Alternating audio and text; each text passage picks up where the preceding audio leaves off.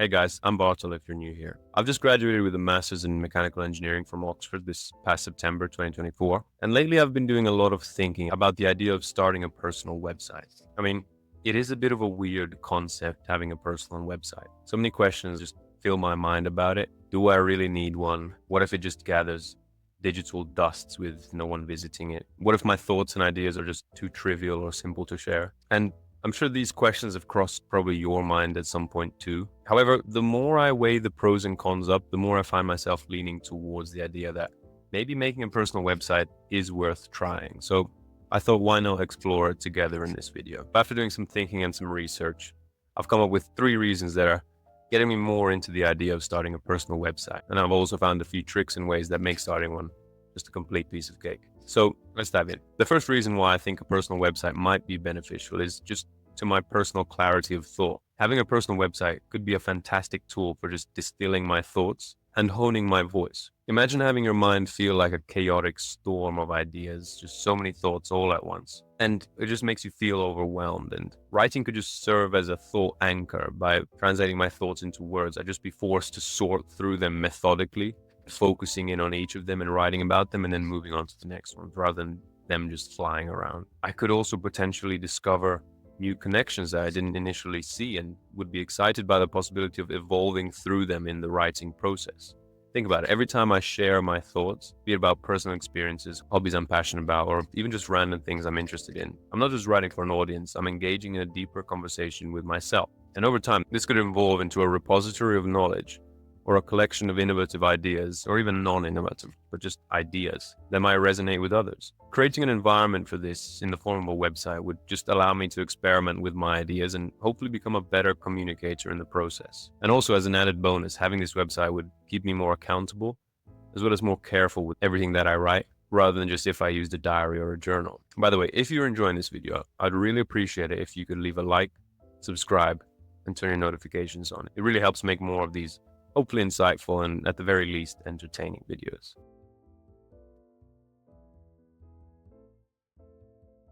So another reason why I've been starting to feel like I should start a personal website is just the potential professional benefits that would come with that. Now, it's no secret that a personal website can significantly impact career trajectory. In our fast-paced digital world, potential employers definitely turn to Google to gather more information about candidates. And what if the only thing they saw is my static LinkedIn profile like everyone else's? It wouldn't provide the full essence of who I was as a professional. Now, a personal website could serve as a dynamic online portfolio, showcasing my best work, passions, and skills in a way that a regular CV simply cannot convey as vibrantly. Imagine being able to present your entire professional journey in a well-narrated form with samples of projects, commentary on industry trends, and articles that showcase your expertise. This living and breathing document paints a more 3D picture of someone, going beyond just the bullet points of a CV. Just a thought, but it is true. A personal website would be a portfolio and not just a list of values, work ethic, and creative flair.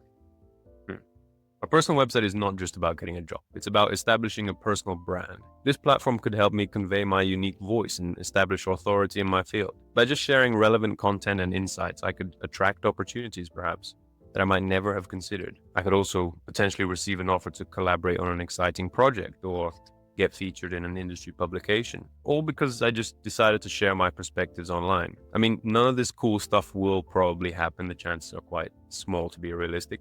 But without a website, they definitely wouldn't happen. So it does increase the possibility for interesting things happening from definitely zero to a little bit more than zero. Now, speaking of opportunities, one of the most thrilling aspects of a personal website is the potential of building connections. Now, this is the one that really gets me and just makes me want to start one. The digital world can feel isolating sometimes, and even just the physical world around me can be quite limiting. But I know that there are countless individuals out there who share my interests and passions. What if my website becomes a bridge that connects us? Each post I write has the potential to reach someone on the other side of the globe who feels the same passions that I do. A website would just increase my service area for friendship and connection. Picture this: someone stumbles upon a post about a niche topic I passionately explored.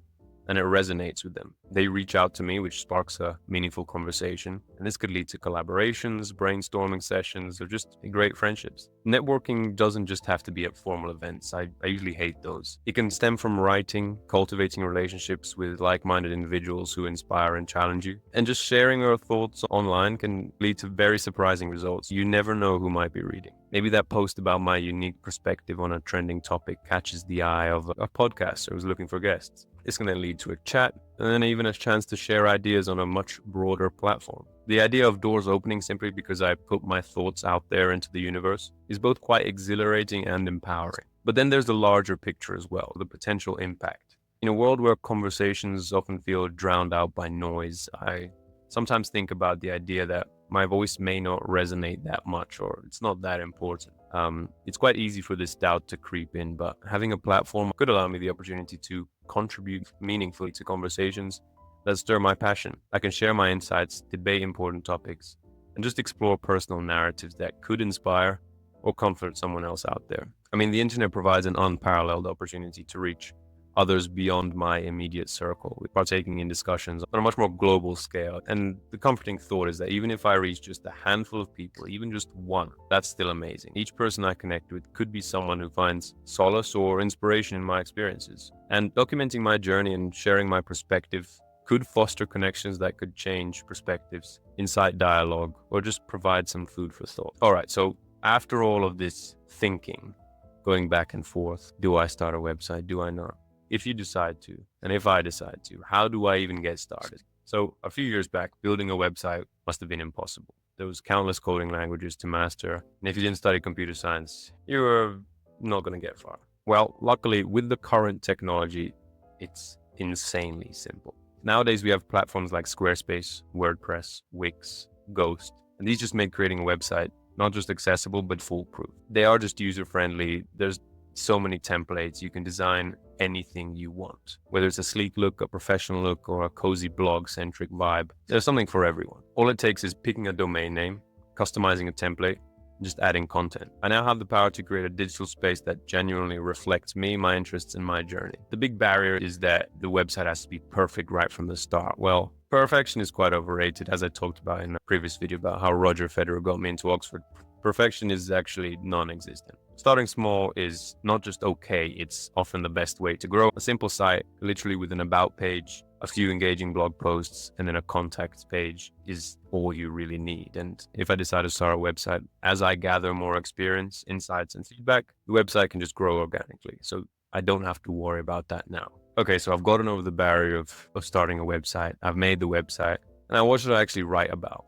Now, this is a common roadblock, but there is a silver lining. You don't really need to be a world-renowned expert on a topic. You just need to be passionate and genuinely interested. The beauty of blogging is that it opens up a world of writing possibilities. I could share my reflections on books that inspired me. I could delve deeper into analyses of subjects I'm studying, or just jot down personal anecdotes that reveal my journey, or just explore my thoughts on trending topics in whatever field I enjoy. No idea is too small or too insignificant for a blog post. And the trick is just to stay authentic and write from the heart. My audience could be small at the start, but what truly matters is just sharing unique perspectives that resonate with others. Regularly writing and publishing content, even when readership is sparse, builds discipline and confidence. It's like training a muscle. The more you write, the more refined your voice becomes and the clearer your ideas will be. It's less about the size of the audience and more about just embracing the process. Now, the next biggest concern is, how do people find your website? What if nobody ever sees it? Well, it's a valid worry, and here's the truth. When a website is brand new, it likely won't gain traction immediately. And that's all right. Remember, growth is a marathon, not a sprint. So the first step is to just embrace the process. Once you start creating your content or documenting your journey, you can begin promoting it through social media channels like Twitter, LinkedIn, Instagram, or Facebook. And these platforms connect as catalysts for helping others discover what you have to say. But obviously, as you craft engaging content and go through documenting your journey online, your reach will naturally expand, and it's a gradual build-up. Sometimes it takes time for an audience to materialize, but the payoff often comes as you cultivate relationships with those who resonate with what you're producing. And you genuinely don't need thousands of visitors to be successful. Sometimes just one meaningful connection can truly elevate your experience.